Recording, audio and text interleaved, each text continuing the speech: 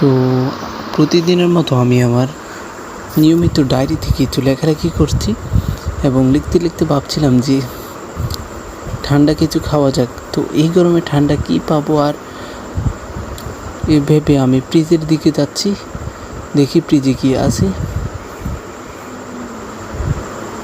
তো ফ্রিজ খুলেই দেখি আমার আগে থেকে রাখা একটা চকলেট, বিদেশি চকলেট। এটা পরে খাওয়া যাবে।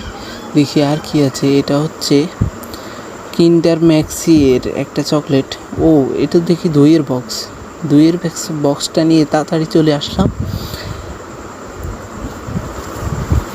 আসার পর বসে পড়লাম দইয়ের বক্স নিয়ে, এবং দই খাওয়ার জন্য তো চামচ লাগবে। চামচ দেখি চামচ এটার ভিতরে আছে কিনা। কি চামচ ভিতরেই আছে, তো সমস্যা